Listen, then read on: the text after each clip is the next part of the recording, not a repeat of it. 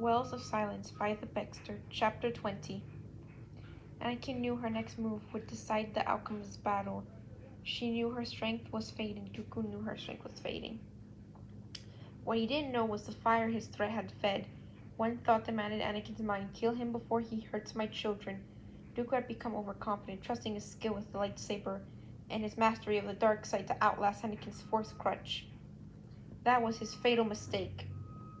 They stepped away from each other, taking a moment to size up their opponent. Anakin found her eyes drawn beyond Dooku to Obi-Wan. He had yet to move or shown any sign of life ever since the Sith had thrown him across the deck and dropped the catwalk on him. If he was seriously injured or hurt, either way Dooku was going to pay. Anakin faked a weakened misstep and breathed heavily. Taking the slight reprieve to fortify herself, Dooku took the bait. He struck first, lunging forward to cut at Anakin. She sidestepped swiftly, swinging her own saber, knowing fully well it was going to miss parrying Dooku's blade, but would go straight through his wrist. An involuntary gasp passed from Dooku's lips as his blade clattered to the floor uselessly. Anakin lashed out, kicking the Sith down to his knees, grabbing him by the hair and exposing his throat to her saber blade.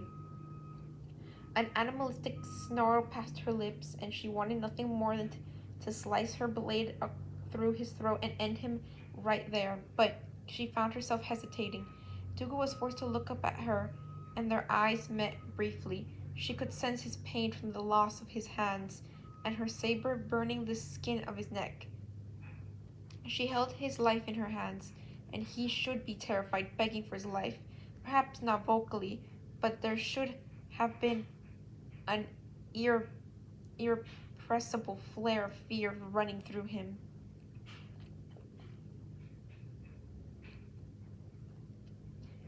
He was only human after all. Rather, he felt calm, as if he had expected it to end this way. Perhaps not with his dismemberment, but he certainly had expected Anakin to defeat him in combat. Dooku met Skywalker's eyes. They were expectant.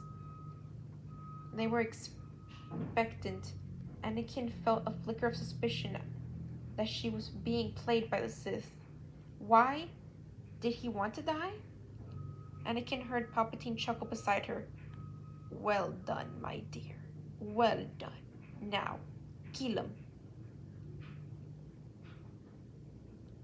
Anakin saw Dooku's eyes widen in alarm, fear, and betrayal as he looked from her to the Chancellor. She finally sensed that flare of self-preserving fear rush through him. But it was too late now. Dooku was too proud to beg, and she was in no mood to listen. He should be given the chance to surrender. Anakin began slowly, keeping her blade where it was. She turned to look at Palpatine. He should be taken prisoner and made to stand trial for his crimes. That would be the Jedi way.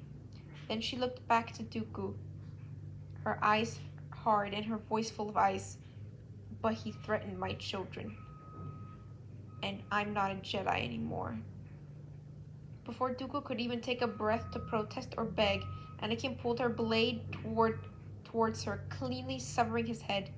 The body crumpled to the floor as the head rolled a few feet away. Anakin looked away in disgust. She turned and hurried to the Chancellor, using the Force to override his wrist binding. Are you hurt? Palpatine rubbed his wrist and stood up slowly. He stumbled slightly as the ship was rocked by a heavy blast. Anakin steadied him. No, I'm all right, but we must get out of here quickly.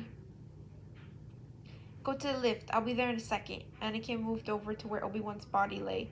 The ship rocked again. The Republic was pounding the ship with heavy battery fire. It was going to go down soon. There's no time, Anakin. Leave him. She fixed the Chancellor a cold, determined look. No.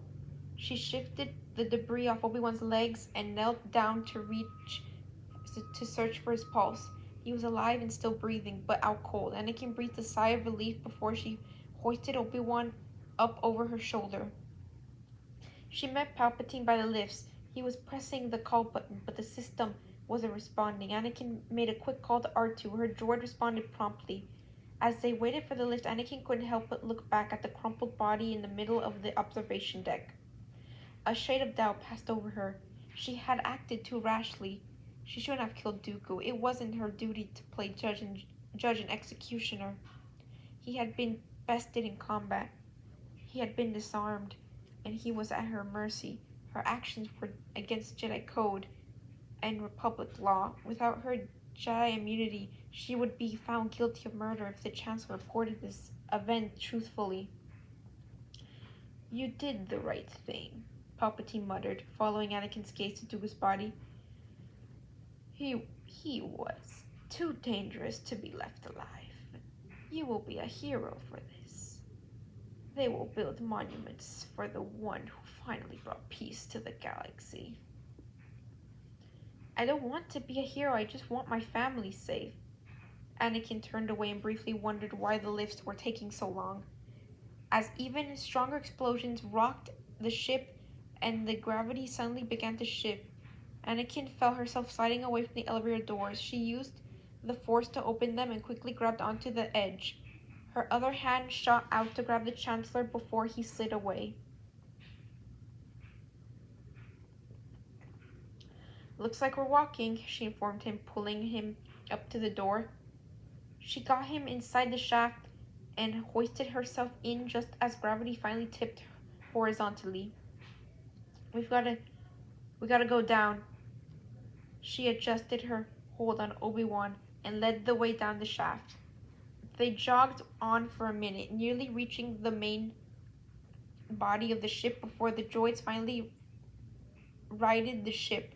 Unfortunately, this shift happened much faster than the first.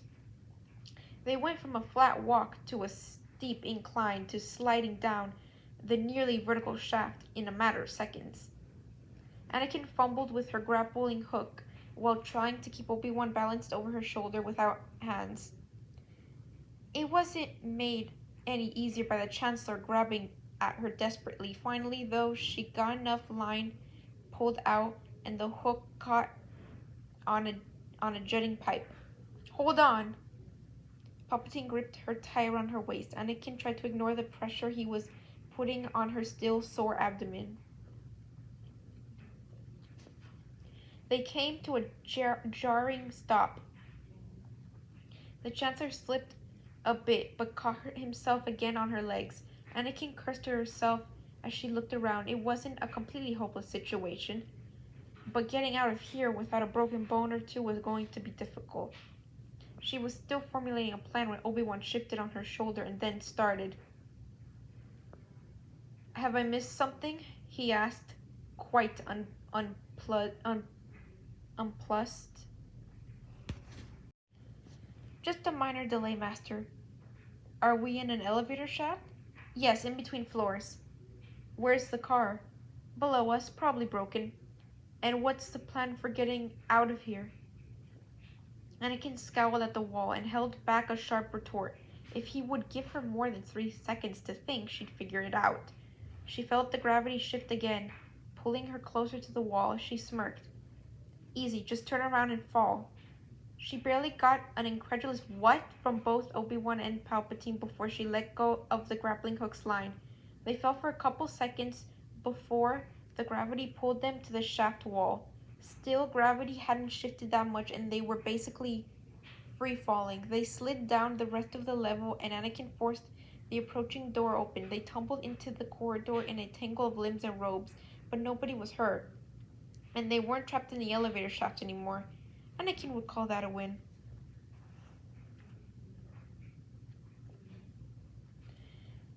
We need to get to a hangar and find a ship, she explained to the Chancellor as she helped him to his feet.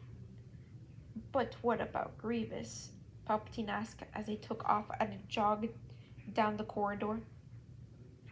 Anakin's shoulders slammed into a wall as another blast rocketed the ship. As much as I hate to admit it, there's no time for that. We have to get you to safety first, Chancellor. The Chancellor made no further objections. Obi-Wan, on the other hand, couldn't help but let one quip slip. I must have died. Anakin Skywalker would never turn away from a chance to get Grievous. Anakin smirked and rolled her eyes. 6 months ago, probably, but I have 3 very compelling reasons to make it home safely today. Padme would kill me if I let myself become a martyr on a separatist flag mission. His flagship. She finished with a small chuckle. Is now really the best time to be making jokes? Palpatine snapped, lagging behind the 2 Jedi by a couple steps. Anakin pressed her lips together and swallowed her retort. No, now probably wasn't the time for jokes. But for a brief moment, it felt like old times running missions with Obi-Wan.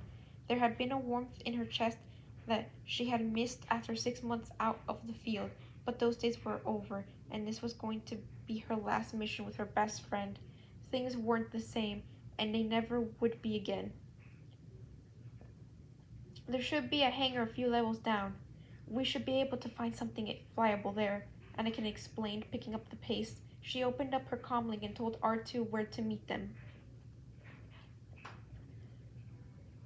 They ran for a couple more minutes without incidents, and Anakin was beginning to feel quite confident in their escape plan, but it all came to a sudden screeching halt when Anakin barely missed frying her face on the raised shield that dropped just a few inches in front of her nose. She didn't even need to look to know that they were caged in. The squad of droids that surrounded them ensured their capture. With the Chancellor in tow, they simply couldn't risk fighting the droids.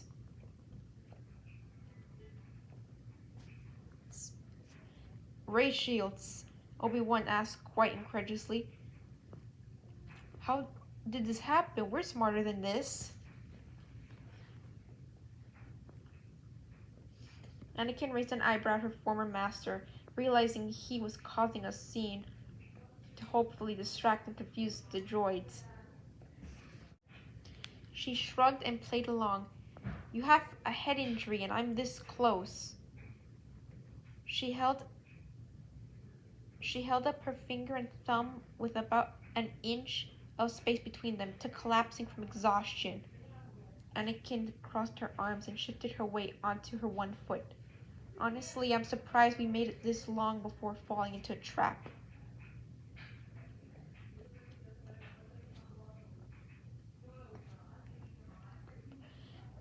Well, what do you suggest we do? Obi-Wan asked, stroking at his beard with his left hand. Not that one, that's for sure. Anakin scoffed at his mutely suggest battle strategy. R2 knows where to find us. He'll be along shortly and get us out of this mess. Obi-Wan heaved a sigh. We're doomed. Unfortunately, Obi-Wan was right. Almost as soon as he had spoken, Anakin heard R2 screeching as he came barreling into the corridor with several battle droids hot on his tail. So much for that plan.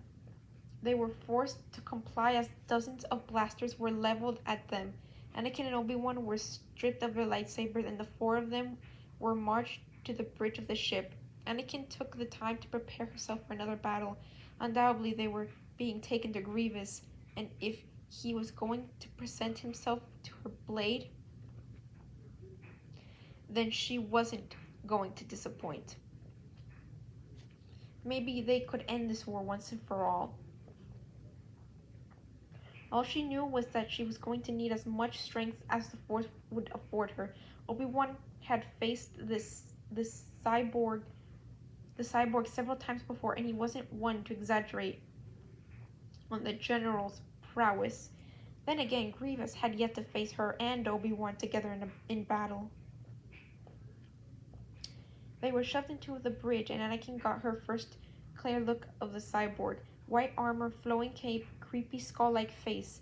He was certainly built to be imposing, but after seeing him so often in tandem with the Jedi he had slaughtered, Anakin no longer feared him. She simply wanted to kill him. Anakin Skywalker, the cyborg drawled as he approached them. His sickly eyes looked her over, and he straightened his spine even more to appear taller, apparently taking great joy in looming over Anakin. I expect someone of your reputation to be older. Anakin barely contained a smirk. Stooping to insults, Such vanity was unbecoming of a powerful general. That didn't mean she wasn't going to play along. She squared her shoulders and looked directly into Grievous's eyes. General Grievous, you're shorter than I expected. Try not to upset him, Anakin, Obi-Wan sighed. We have a job to do. Grievous growled, which quickly devolved into a hacking cough, and stalked over to the battle droid who held their lightsabers. He snatched them up and made a show of examining them. Your sabers will make fine additions to my collection. He flicked open his cloak, clearly to show off his collection of lightsabers. Rage coursed through Anakin once again, her memory recalling the names of all the Jedi those sabers had belonged to. Now was the time to act, while Grievous was distracted by his pride. R2! She didn't even have to look back at her astromech. She could tell by his wailing that he was putting on quite a distracting show for the battle droids. And it was just the distraction she needed. Grievous' grip loosened on her saber just a touch, but it was enough for her to bring hers to her hands. She saw from the corner of her eye and Obi-Wan had retrieved his own blade. They cut their bonds and leapt into action. A few quick motions cut down their battle droid escorts, and all they had left to face were Grievous's Magna Guards, the bridge crew droids, and the general himself. And now that the Chancellor was out of immediate danger, they could really let loose. The Magna Guards immediately stepped forward to attack the Jedi. 2 for Anakin, 2 for Obi-Wan. Anakin managed to cut down one rather quickly, but the second proved to be more of a challenge. Every strike it parried, and every opening she saw it quickly closed. The droid nearly struck her in the side with one end of his staff. Anakin could feel the energy that was eager to dissipate into her more conductive body. She barely avoided full contact, but the burning smell from her robes told her it had grazed her. She scowled. Her lightsaber just didn't have the reach of the Magna Guard staff. She made a few well-placed steps until she was standing beside her first downed Magna Guard. She flipped the staff of the downed droid into her hand,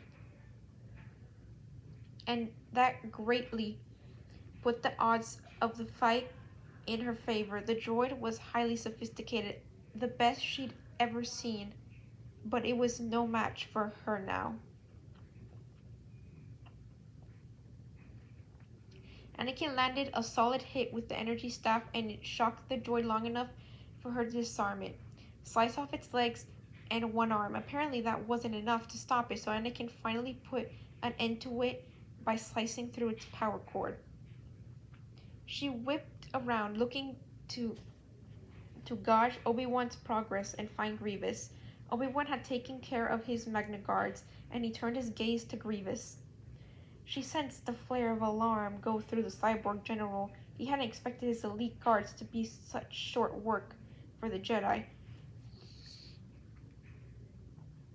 And he was on the wrong side of the bridge to take a hostage. Grievous growled at the approaching Jedi and drew a couple of lightsabers. He activated them, one blue and one green blade, and fell into an aggressive stance. Anakin threw a look over her shoulder to the Chancellor, but he was quite safe, and R2 was guarding him from any approaching droids. She and Obi-Wan flanked Grievous, circling the bridge and taking out the remaining bridge droids in the process. Grievous struck first. He launched himself at Anakin with unexpected speed. She managed to block his sabers, but she wasn't expecting his leg to come up and grab her in his clawed grasp. He slammed her against a console. Her head struck a sharp edge, and she saw stars. The next thing she knew, she was slammed to the floor as an immense weight did its best to crush her rib cage.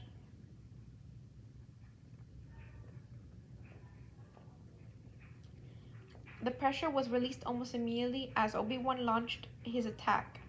Anakin tried to force her spinning head to stabilize, her shocked lungs to draw air. She had to rejoin the fight. Obi-Wan couldn't defeat Grievous himself. She couldn't lose him today. Her battered body refused to cooperate, though. Obi-Wan's boots landed on either side of her head, and she could sense the effort it was taking him to continue protecting her. Master Kenobi, was that the Chancellor? Hold on to something, Obi-Wan called out. Suddenly there was a shattering of transparent steel. Anakin felt Obi-Wan grip the back of her robes tightly as he crouched down over her. There was a great rushing of as the vacuum of space tried pulling them into the void. It lasted 5 long seconds before it ended abruptly. Anakin!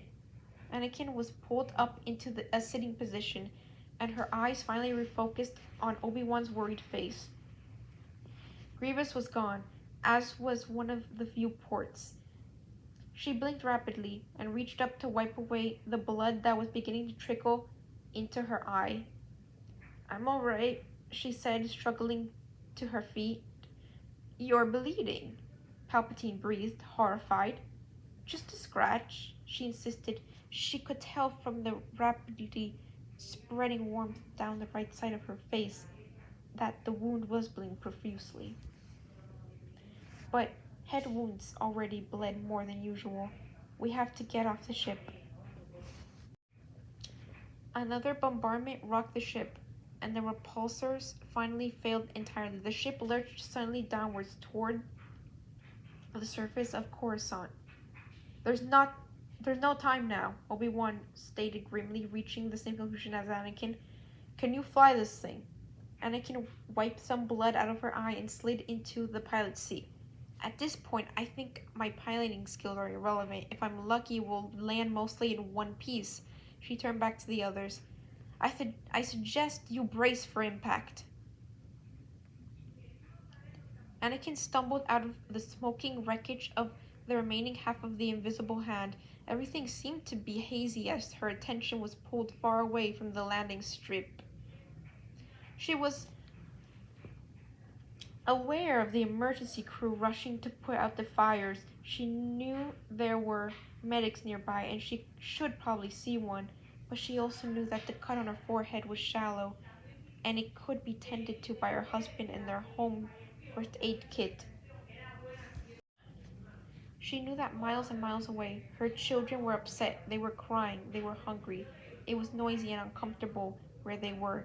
They missed her. She followed that bond back to them, trying to reach out across the distance to comfort them, to let them know she was alive, and she will be there soon. Anakin hadn't spent more than 30 minutes away from her children since they were born, and these last couple hours have been absolute torture. She was shocked back to her present moment when Obi-Wan placed a gentle hand on her shoulder. Come on, Anakin, let the medics look at that cut. He steered her onto the waiting transport, and Anakin practically collapsed into the closest seat. The Chancellor was already at the far end of the transport, surrounded by medics and their assistant droids. A young Zygerian woman quickly approached with her medkit upon seeing the blood pouring down Anakin's face. Anakin wanted to protest. She wanted Padme to treat her wound, not some nosy medic. But Obi-Wan's heavy gaze on her kept her lips sealed. She let the medic mop away the blood and hold a gauze pad to the cut. It's shallow, but long, she said after a moment of observation. A little med bond and some bacta, and you'll be good as new in a couple days. Anakin nodded and tried not to flinch at the throbbing pain in her head. That blow to her head had done more than just cut her. She was going to have a nasty headache for the rest of the day. Check her for a concussion, Obi-Wan advised. Anakin sighed. She went through the familiar steps once the medic has finished bandaging her head. She answered basic questions, followed the pen light with her eyes, proved she still had basic functionality and dexterity. I don't see any major signs. But if there is still concern later, Master Jedi, have a doctor check on her. Without anything else that required her attention, the medic cleared up her supplies and left the ship. Anakin shot a glare at Obi-Wan. You're lucky I didn't tell her that you were unconscious for several minutes and had part of the ship dropped on your head. She grumbled. I will go see a healer once I get back to the temple, Anakin. You won't. Once the Chancellor was medically cleared, the worst he seemed to have suffered was a little bruising and some scrapes. Their transport took off for the Senate building. The closer they got, the more uncomfortable Anakin became. She knew it would be expected of her to make an appearance with the Chancellor. After all, she and Obi-Wan had completed a daring rescue of the Chancellor from the clutches of the Separatists. The Hollow News was going to have a field day reporting this. A swarm of reporters and senators would be waiting for them at the Senate building. It could be hours before she could escape and return to her children. She had grown accustomed to the crowds during her time with the Chancellor, but she just couldn't face the mob today.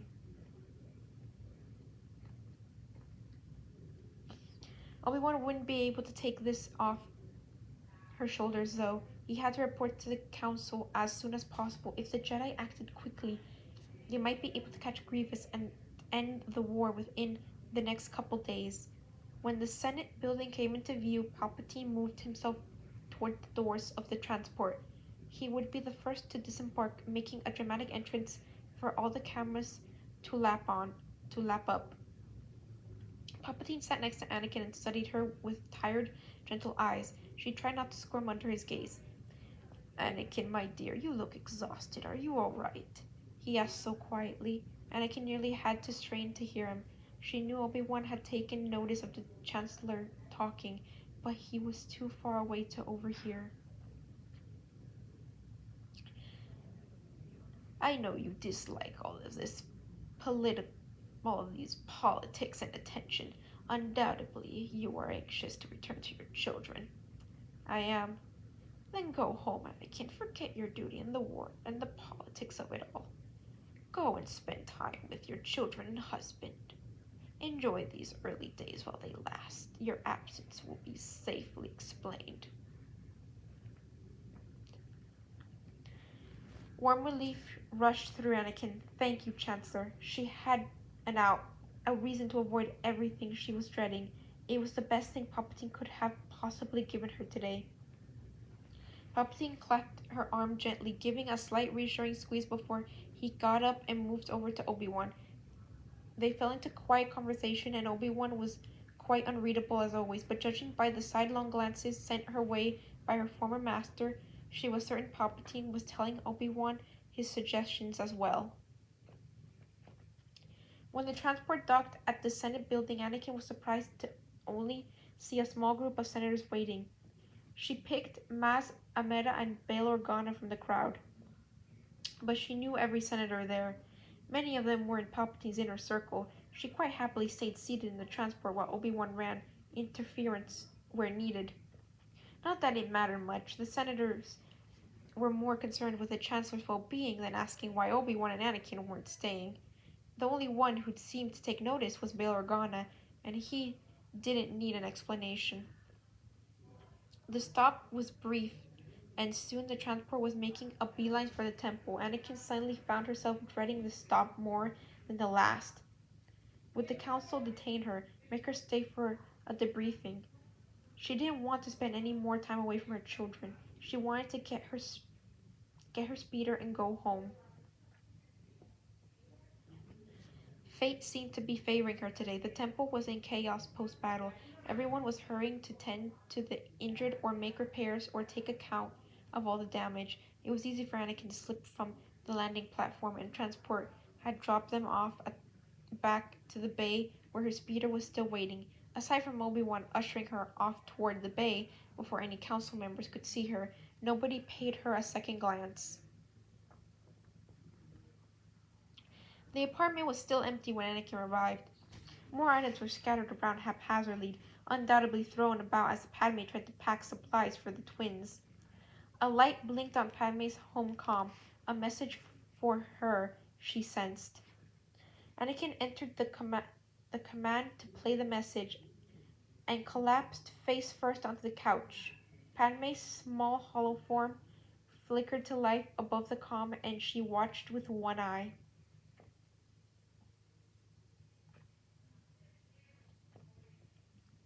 Annie, I just want to let you know that we are all safe. We made it to shelter and nobody was hurt. I don't know when you're going to get this, but Typha wants to keep us in the bunker until the fighting has definitely stopped. Padme's hollow form smirked and rolled his eyes. Most likely you'll be home before we are. The twins miss you already, Annie, but we'll see you soon.